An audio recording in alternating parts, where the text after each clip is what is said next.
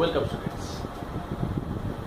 আজ আমরা ম্যাথমেটিক্সের একটা নতুন অধ্যায় শিখব। অধ্যায় শুরুতেই আমি তোমাদের একটা ছবি দেখাবো, যে জিনিসটা তোমরা দেখেছো এবং প্রত্যেকেই প্রায় ব্যবহার করো। সেখান থেকেই আমাদের আলোচনা শুরু করি। তোমরা ছবিতে দেখতে পাচ্ছ একটা মোবাইল ফোন।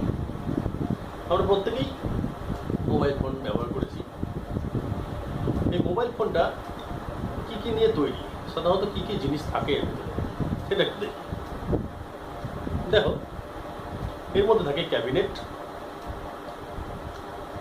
একটা ডিসপ্লে, একটা কিপ্যাড, একটা battery, voice receiver, speaker etcetera, এবং মেমোরিতে সেগুলো ধরে রাখা থাকে। এছাড়াও কিছু সার্কিট আছে, যা যা দেখাচ্ছি সেগুলো তো থাকেই। এছাড়াও আরও অনেক যন্ত্রাংশ থাকে। এই সব যন্ত্রাংশ ঠিকমতো কাজ করলে, যখন ঠিকঠাক কাজ করে, তখন মোবাইলটা ব্যবহারযোগ্য হয়। অবশ্যই সিম থাকতে হবে, কানেকশান থাকতে হবে। যাই হোক, তাহলে তোমরা এই মোবাইলটা এখানে দেখতে পাচ্ছ। এখন বলো তো, মোবাইলটাকে আমরা আর একটা নামও ডাকি, সেলফোন, বা যে মোবাইলের সেটটা আমরা নিয়ে বসি সেটাকে বলা হয় মোবাইল হ্যান্ডসেট, মাইন্ড হ্যান্ডসেট। তাহলে বন্ধুরা, আজকে আমরা আলোচনা করব সেট। দেখতেই পাচ্ছ প্রত্যেকেই তোমরা সেট সম্পর্কে আগে থেকেই ওয়াকিবহাল।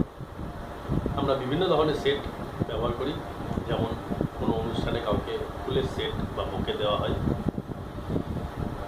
এছাড়াও অনেক রকম একটা বইয়ের সেট কেনা হয় নতুন ক্লাসে উঠলে, বা এক সেট খাতা কিনে আনি। এগুলো সবই আমরা ব্যবহার করি। সুতরাং সেট সম্পর্কে আমরা ম্যাথমেটিক্যালি ওয়ার্ড না হলেও সেট কথাটা প্রায়ই আমরা বলে থাকি। তাহলে দেখা যাক সেট জিনিসটা কী। এটা বলার জন্য আমি একটা ছবি দেখাই। ছবিটিতে তোমরা একটি বক্স দেখতে পাচ্ছ। এই বক্সে এবার একে একে আমি একটা মোবাইলের সার্কিট আনলাম, একটা ব্যাটারি দিলাম, একটা স্পিকার দিলাম, একটা মেমোরি ডিভাইস দিলাম, একটা কিপ্যাড দিলাম। এছাড়াও যা যা যন্ত্রাংশ দেওয়ার একটা বক্সের মধ্যে আমি দিলাম। তাহলে কি সেটা কি মোবাইল বলা যাবে বা মোবাইল হ্যান্ডসেট বলা যাবে? নিশ্চয়ই না। কেননা এটা একটা বক্সের মধ্যে বিভিন্ন যন্ত্রাংশ রাখা হয়েছে, কিন্তু সেগুলো একসাথে রাখলেও মোবাইল হিসাবে তার কাজ নেই, বা মোবাইল হিসাবে সেটি কাজ করে। তাহলে এটা মোবাইল হ্যান্ডসেট আমরা বলবো না, বা কেউ এই ধরনের হ্যান্ডসেট ব্যবহার করতে পারবো না। তাহলে কোথায় হচ্ছে না? তাহলে এটা একটা সেট হচ্ছে না। তাহলে সেট হতে গেলে কি কি হতে হয় সেটা আমরা দেখি। আমরা জানি এই সবকটা যন্ত্রই মোবাইলের পক্ষে খুব প্রয়োজনীয়, এবং সবকটা যন্ত্র ঠিকঠাকভাবে সঠিক বৈজ্ঞানিক উপায়ে যদি আমরা ফিট করি এবং ঠিকঠাক জায়গায় লাগাই, কানেকশান করি, ব্যাটারিটা ঠিকভাবে রিপ্লেস করি, তবেই মোবাইল হ্যান্ডসেটটা ঠিকঠাক কাজ করবে। তখন সেটাকে আমরা মোবাইল হ্যান্ডসেট বলে সকলেই ব্যবহার করতে পারি। তাহলে সেট হতে গেলে যে বৈশিষ্ট্য দরকার সেটা হলো, a set is a collection of well defined objects. বা বাংলায় যদি বলি, তাহলে সেট হলো বস্তুসমূহের সুসংহত সংকলনকে সেট করে। অনেকগুলি বস্তুর সুসংহত সংগ্রহ। তাহলে সুসংহত বা ওয়েল ডিফাইন্ড হতে হবে এবং কালেকশন হতে হবে। তাহলে সেট হতে গেলে কতগুলি বস্তু ওয়েল ডিফাইন্ডভাবে যদি কালেক্টেড হয়, তখন তাকে আমরা সেট বলব। তাহলে সুসংহত ব্যাপারটা কি, এটা আমরা দেখি। সুসংহত বা ওয়েল ডিফাইন্ড একটা সঠিক ডেফিনেশন থাকবে, সেই ডেফিনেশনের আন্ডারে সেটাকে কালেক্ট করা হবে। যেমন কেউ যদি বলে দেয় যে কতগুলো নাম্বার এখানে লেখো, সেগুলি স্বাভাবিক সংখ্যা হবে বা ন্যাচারাল নাম্বার হবে এবং 10-এর থেকে ছোট হবে।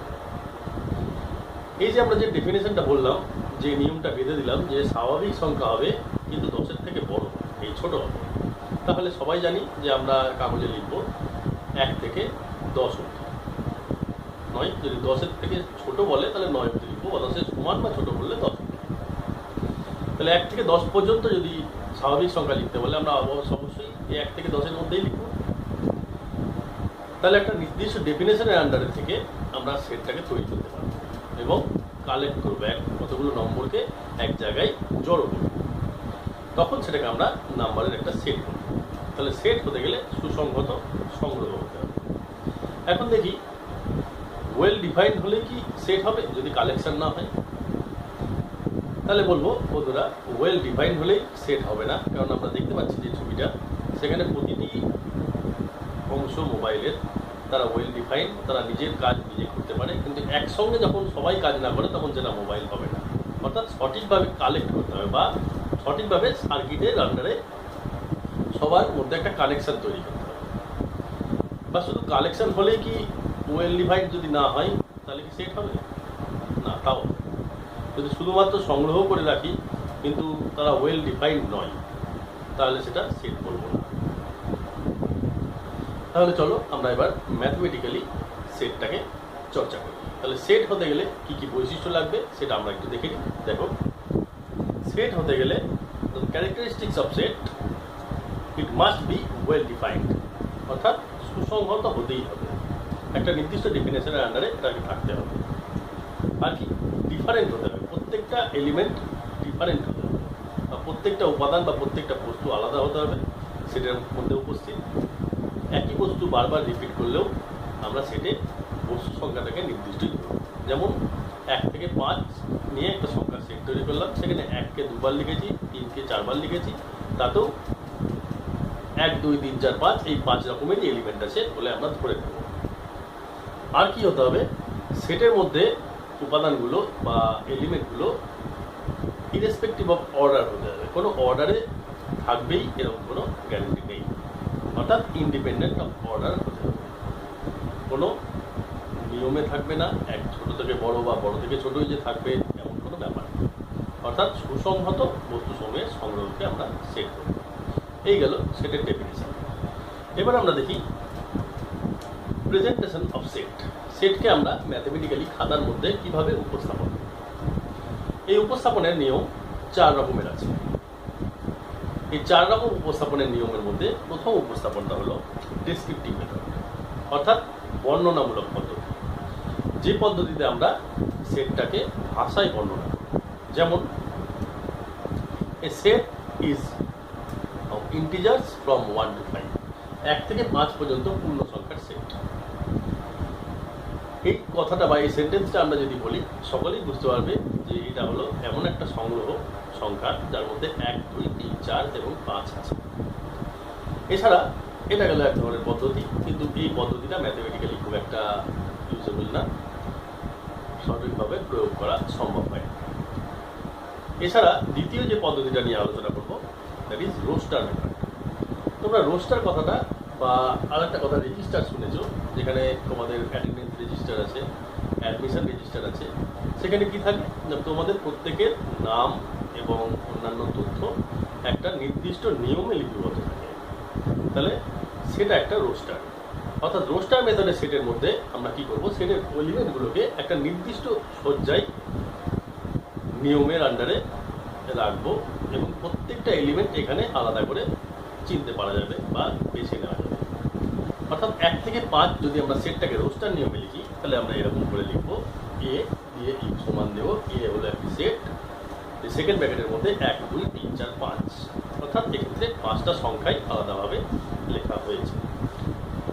এটা হলো রোস্টার মেথড, যেখানে প্রতিটা সংখ্যা বা প্রতিটা এলিমেন্ট আলাদাভাবে লিখতে হবে। তবে একটু খেয়াল করে দেখো, আগের পদ্ধতিটার থেকে এই পদ্ধতিটা একটু উন্নত মানের হলো, কিন্তু সেটটা যদি অনেক বড় হয়, 1 থেকে 100 পর্যন্ত স্বাভাবিক সংখ্যার সেট, তাহলে আমাদেরকে রোস্টার মেথডে 1 থেকে 100 পর্যন্ত সবকটি সংখ্যাই লিখতে হবে, বা কিছুটা হলেও সংক্ষেপ করতে পারি, তার থেকে সংক্ষেপ কিন্তু করতে পারবো না, যেটা ম্যাথমেটিক্সের ক্ষেত্রে একটু অসুবিধাজনক। ছোটোখাটো সেটের ক্ষেত্রে এটা চলবে। এরপরে যে পদ্ধতিটা, যেটা হলো সেট বিল্ডার মেথড। এখানে আমরা নিয়মটা বলে দেবো কিভাবে সেটটা তৈরি হবে, যার প্রয়োজন সে সেটটাকে তৈরি করে দেখে নিতে পারে বা রোস্টার মেথডে তৈরি করে দেখে নিতে পারবে। যেমন এই আগের উদাহরণটাই দিই, এটাকে সেট বিল্ডার মেথডে যদি লিখি, তাহলে লিখবো A is a set of x, সেই ধরনের এক্স এর সেট যেখানে বা সাজ দ্যাট এক্স 1 থেকে 5 এর মধ্যে আছে, বা এক্স দেখো 1 less than equal to x less than equal to 5, অর্থাৎ এক্স এর মান 1 থেকে 5 এর মধ্যে আছে এবং কমা দিয়ে আবার লেখা আছে এক্স বিলংস টু, মনে রাখবে এটা বিলংস টু চিহ্ন, এক্স বিলংস টু জেড বা পূর্ণ সংখ্যা, অর্থাৎ পূর্ণ সংখ্যা 1 থেকে 5 এর মধ্যে। মজার ব্যাপার হলো, খেয়াল করে দেখো সেটটা যত বড়ই হোক না কেন, 1000টি প্রথম পূর্ণ সংখ্যার সেট যদিও বলি তাতেও সেটের মাপটা সেই একই হবে।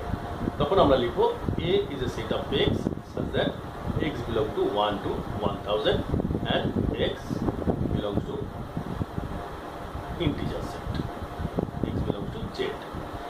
অর্থাৎ এক্ষেত্রে সেট লেখার পদ্ধতিটা অনেকটাই উন্নত মানের এবং বিজ্ঞানসম্মত। তাহলে আমরা পরবর্তীকালে এই পদ্ধতিতে সেট লেখা অভ্যাস করব। ওকে, আশা করি সেট লেখার পদ্ধতি তোমরা বুঝতে পেরেছো। এছাড়াও একটি পদ্ধতি আছে সেট লেখার, সেটা হলো ডায়াগ্রামেটিক মেথড বা পিক্টোরিয়াল মেথড। এটা ম্যাথমেটিশিয়ান ভেন আবিষ্কার করেন এবং পরবর্তীকালে আবারও অয়লার এবং ভেন মিলে অয়লার ভেন মেথড বলতে পারি বা ভেন ডায়াগ্রাম বলতে পারি।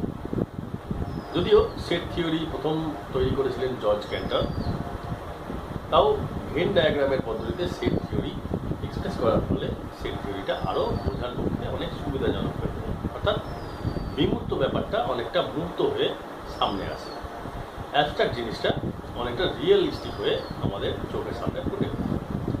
তাই ভেন ডায়াগ্রাম চর্চা করা সেটের সঙ্গে খুবই জরুরি। আমরা পরবর্তীকালে ভেন ডায়াগ্রামের মাধ্যমেও অনেক প্রমাণ করব। তো ভেন ডায়াগ্রামের মাধ্যমে কী করে দেখাই? আমরা কিছুই না, একটি দেখতে পাচ্ছি একটি গোল টানা হয়েছে, গোলের মধ্যে 1 2 3 4 5 এই সংখ্যাগুলো লেখা হয়েছে, অর্থাৎ সেটের এই গোলের মধ্যে যে এরিয়াটুকু আছে সেটাই সেটকে ইন্ডিকেট করছে এবং তার এলিমেন্টগুলো আমরা ওই গোলের মধ্যে দেখতে পাচ্ছি 1 2 3 4 and 5। তাহলে এরপরে দেখা যাক সেটের বিভিন্ন প্রকারের সেট। এই বিভিন্ন প্রকারের সেটটা আমরা কি করব? সেটের প্রকারভেদ আমরা প্রথমেই দেখব ফাইনাইট সেট। ফাইনাইট সেট বা সসীম সেট, যে সেটের একটা নির্দিষ্ট সংখ্যক এলিমেন্ট থাকবে তাকে আমরা সসীম সেট করব। যেমন আগে যে সেটটা উদাহরণ দিয়েছি, A is a set of integers from 1 to 5, তাহলে এর মধ্যে 1 2 3 4 5 এছাড়া আর কোনো উপাদান নেই, তাহলে এটা একটা সসীম সেট হচ্ছে। এরপরে আসি অসীম সেট। এখানে আরেকটি উদাহরণ দেওয়া আছে 4 5 6 7, এখানে 4টি এলিমেন্ট নিয়ে একটা সেট তৈরি হয়েছে যেটা একটা সসীম সেট। এবার আসবো অসীম সেট বা ইনফাইনাইট সেট, যে সেটের উপাদান সংখ্যা অসীম বা ইনফাইনাইট নাম্বারস অফ এলিমেন্টস আছে তাকে বলবো আমরা অসীম সেট। এই অসীম সেট আবার দু রকমের, একটা হলো ডেনিউমেরেবল। ডেনিউমেরেবল সেটের এলিমেন্টগুলোকে অসীম সংখ্যক এলিমেন্ট থাকবে, গোনা যাবে না, স্বাভাবিক বা আনকাউন্টেবল হবে। কিন্তু আনকাউন্টেবল হলেও সেটের এলিমেন্টগুলো আমরা একটা নির্দিষ্ট ক্রমে বা অনুক্রমে সাজাতে পারবো, either ascending or descending or যে কোনো একটা উপায়ে আমরা নির্দিষ্ট অনুক্রমে বা প্রোগ্রেশনে সাজাতে পারবো। কিন্তু আরেক ধরনের আনকাউন্টেবল বা অসীম সেট আছে যেটাকে বলে নন ডেনিউমারেবল, যেখানে আমরা এই সেটের এলিমেন্টগুলোকে কোনো নির্দিষ্ট অর্ডারে বা কোনো নির্দিষ্ট অনুক্রমে সাজাতে পারবো না। যেমন এখানে একটা উদাহরণ দেওয়া হয়েছে, x is a set of x where x belongs to 2 to 4, 2-এর থেকে বেশি কিন্তু 4-এর থেকে কম সংখ্যা সমূহের সেট। এখানে কোনো নির্দিষ্ট অর্ডার আনা যাবে না স্বাভাবিকভাবেই, কেননা বলা হয়েছে কী ধরনের সংখ্যা সেট এটা বলা হয়। সেটা স্বাভাবিক সংখ্যা হতে পারে, পূর্ণ সংখ্যা হতে পারে, ভগ্নাংশ হতে পারে, এছাড়াও অন্য যে কোনো ধরনের সংখ্যা 2 থেকে 4-এর মধ্যে থাকলেই। তাহলে 2 থেকে 4-এর মধ্যে অসংখ্য সংখ্যা পাওয়া যায় এবং একজন একটি সংখ্যা বললে আরেকজন অন্য একটা সংখ্যা বলতে পারে। সুতরাং কখনোই আমরা একটা নির্দিষ্ট অনুক্রমে বা অর্ডারে এটাকে সাজাতে পারবো না। তাহলে এই দুটি হলো আনকাউন্টেবল এবং ডেনিউমারেবল অ্যান্ড নন ডেনিউমারেবল সেট। আশা করি তোমরা এই দুটো সেট সম্বন্ধে একটু আইডিয়া করতে পারছো। তাহলে সেটের আরেকটা প্রকার সিঙ্গেলটন সেট, যে সেটে শুধুমাত্র একটি উপাদান থাকে তাকে বলা হয় সিঙ্গেলটন সেট। যেমন পি, একটি সেট লেখা হয়েছে সেকেন্ড ব্র্যাকেটের মধ্যে 4, তাহলে এটা হয়ে গেল সিঙ্গেলটন সেট, কেননা এর মধ্যে শুধুমাত্র 4 আছে। এছাড়াও আর একটি উদাহরণ দেওয়া হয়েছে, P is a set of x where x lies between 3 to 5 and x is a natural number। অর্থাৎ 3 থেকে 5 এর মধ্যে অবস্থিত একটি স্বাভাবিক সংখ্যা। আমরা জানি 3 থেকে 5 এর মধ্যে স্বাভাবিক সংখ্যা শুধুমাত্র একটি আছে এবং যেটি হলো 4। 3 এর থেকে বড়, 5 এর থেকে ছোট। তাহলে এই সেটটা যখন আমরা ডিফাইন করছি তখন দেখতে পাচ্ছি তার মধ্যে একটা এলিমেন্ট আছে, সে এটাকে এক পদে সেট করব। পরবর্তী উদাহরণে চলে যাই। পরবর্তী উদাহরণ হলো নাল সেট বা ভয়েড সেট বা এমটি সেট। জিনিসটা কি? যে সেটে কোনো এলিমেন্ট পাওয়া যাবে না, যে সেটে কোনো এলিমেন্ট নেই সেটাকে বলবো আমরা নাল সেট। যেমন আমরা যদি সেট হতে হবে, মনে রাখবো সেটের ডেফিনেশন অনুযায়ী ওয়েল ডিফাইন্ড হতে হবে, অর্থাৎ সঠিক একটা ডেফিনেশন থাকবে, সংজ্ঞা থাকবে, কিন্তু সংজ্ঞা দেওয়ার পরও আমরা সেই সংজ্ঞার সাপেক্ষে কোনো উপাদান বা এলিমেন্ট খুঁজে পাবো। যেমন খুব সহজ একটা এক্সাম্পল দিই। তোমরা ক্লাস 11-এ পড়ো, যদি এরকম ছাত্রদের একটা সেট তৈরি করতে বলা হয় যে find or form a set of students with age more than 30, তাহলে কি আমরা পাবো? ডেফিনেশন একদম সঠিক আছে। সেই ধরনের ছাত্রদের সেট যারা 11-এ পড়ে এবং বয়স 30 বছরের বেশি। এই ধরনের ছাত্র আমাদের স্কুলে নেই। সুতরাং আমাদের স্কুলের মধ্যে থেকে যদি সেট তৈরি করতে দেওয়া হয়, সেই সেটটার ডেফিনেশন ঠিক থাকলেও আমরা একদম একটিও উপাদান বা একটিও ছেলেকে খুঁজে পাবো না যার বয়স 30 বেশি কিন্তু 11-এ পড়ে। তাহলে এটা হয়ে যাবে এমটি সেট বা নাল সেট। আশা করি বোঝা গেছে। তাহলে ম্যাথমেটিক্যালি কীভাবে লেখা যায় দেখা যাক। ম্যাথমেটিক্যালি এমটি সেটকে সাধারণত আমরা ফাই অক্ষর দিয়ে ডিনোট করি, বা ক্যাপিটাল ওই ফাই লেখার একটা গোল মাঝখানে দাগ দিয়ে ওপর নিচে এরকম ড্যাশ দেওয়ার বা তোমরা ফাই লিখলেও এটা এমটি সেট বা নাল সেটকে বোঝাবে। এছাড়াও দুটো সেকেন্ড ব্র্যাকেটের মধ্যে যদি কোনো কিছু না থাকে, ফাঁকা সেকেন্ড ব্র্যাকেটের মধ্যে, সেটাকে আমরা নাল সেট বলি। অথবা সেট বিল্ডার মেথডে যদি আমরা এমন কোনো সেট ডেফিনেশন দিতে পারি যার এলিমেন্ট খুঁজতে গিয়ে কোনো এলিমেন্ট পাওয়া যাবে। যেমন এখানে একটা উদাহরণ দেওয়া হয়েছে, Q is a set of x where x lies between 7 and 8, that is x is greater than 7 but less than 8, অর্থাৎ 7 থেকে 8 এর মধ্যে এমন একটা সংখ্যা যেটা ন্যাচারাল নাম্বার। আমরা জানি 7 এর পর এবং 8 এর আগে কোনো ন্যাচারাল নাম্বার থাকে না বা স্বাভাবিক সংখ্যা থাকে। তাহলে আমরা সেটের ডেফিনেশন ঠিকঠাক দিলাম, কিন্তু সেই ডেফিনেশনের রেসপেক্টে কোনো এলিমেন্ট খুঁজে পেলাম না, তাহলে এটাকে আমরা নাল সেট বা ভয়েড সেট। পরবর্তী ডিফারেন্ট টাইপ অফ সেটসের মধ্যে আমরা এখানে দেখতে পাচ্ছি এ একটা সেট লিখেছি, A B C D E, যার মধ্যে 5টা এলিমেন্ট আছে। বি আর একটা সেট লিখেছি যার মধ্যে শুধুমাত্র 2টো এলিমেন্ট আছে, বি এবং ডি। আর একটা সেট দেখতেই পাচ্ছি, সি লেখা আছে পাশে, এ বি সি ডি একই এর মতো। এবার আমরা যে সেটের প্রকারভেদ সম্বন্ধে আলোচনা করব সেটা হলো সাবসেট, প্রপার সাবসেট এবং সুপার সেট। সাবসেট কি? কোনো একটা সাবসেট বা বাংলায় বলা যায় অংশ সেট। কোনো একটা সেটের মধ্যে থেকে কিছু এলিমেন্ট আলাদা করে তুলে নিয়ে যদি আর একটা সেট তৈরি করি, তখন এই দ্বিতীয় সেটটাকে বলা হবে প্রথম সেটের সাবসেট।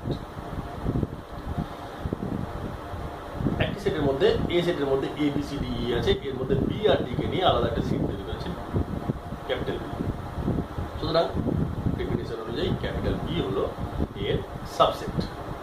এটাকে ম্যাথমেটিক্যালি নোটেশনের মাধ্যমে যদি লিখি তাহলে এরকম লিখবো, if x belongs to B, যদি কোনো একটা এলিমেন্ট, সাধারণ এলিমেন্ট এক্স ধরে নিলাম, যদি এক্সটা বি এর মধ্যে থাকে, সেটা যদি ইমপ্লাই করে যে এখান থেকে দেখানো যায় সেটটা বি এর মধ্যে আছে মানেই সেটটা এর মধ্যে আছে, এবং এক্সটা ধরেছি যে কোনো একটা আরবিট্রারি এলিমেন্ট, চলরাশি, তাহলে চলরাশির মান কি কি হতে পারে?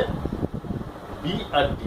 এমন এলিমেন্ট খুঁজবো যেটা বি এর মধ্যে থাকা মানেই সেটা এ এর মধ্যে থাকবে, তখন আমরা বলবো বি কে এর সাবসেট। অর্থাৎ if an element x belongs to b always implies that x belongs to a, then b is called subset of a. আমরা দেখতে পাচ্ছি বি এর মধ্যে 2টো এলিমেন্ট এবং এর মধ্যে 5টা এলিমেন্ট রয়েছে, অর্থাৎ বি এর মাপ বা বি এর অর্ডার এর অর্ডারের থেকে কম। কিন্তু বি এর মধ্যে যদি এর সব এলিমেন্টগুলো চলে আসে তাহলে কি সেটা সাবসেট হবে না? হবে। আমরা জানি কোনো একটা জিনিসকে ভাঙলে যে টুকরোটা তৈরি হয় সেটা বড় জিনিসটির একটি অংশ। হাফ অংশ হতে পারে, 1/3 অংশ হতে পারে, 1/4 হতে পারে। এরকম করতে করতে আমরা যদি অংশের পরিমাণ বাড়াই তখন আমরা দেখতে পাবো এটা সম্পূর্ণটাও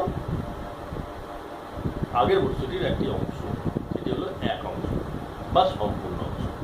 অর্থাৎ সেক্ষেত্রেও অংশটা আসছে, অর্থাৎ যে কোনো সেট নিজেই নিজের সাবসেট হতে পারে। অর্থাৎ B is a subset of A. যদি বিতে এ সমান সংখ্যক এলিমেন্ট থাকে, একই এলিমেন্ট থাকে, তখন আমরা সাবসেটটাকে চিহ্নটাকে এরকম করে দেবো। যেখানে চিহ্ন দেওয়া আছে দেখো, ইউটা এরকম পড়ে থাকা অবস্থায় তার নিচে আর একটা দাগ দেবো, তখন বলবো B is a subset of A. আর নিচে দাগটা যদি না থাকে, অর্থাৎ বি এর মধ্যে এর থেকে অন্তত একটা হলেও এলিমেন্ট কম থাকে, অর্থাৎ সত্যিকারই যদি বি এলিমেন্ট সেটটা এ থেকে ছোট হয়, তখন সেটাকে আমরা বলবো প্রপার সাবসেট বা প্রকৃত অংশ সেট। আশা করি বোঝা গেছে। এবার আমরা সুপার সেটে আছি।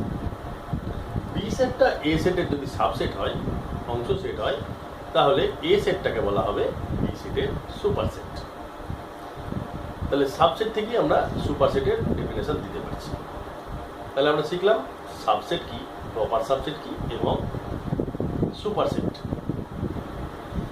তাহলে এখানে লেখা আছে that is B is subset of A and A is the superset of B. একটু অন্য বিষয়ে যাই।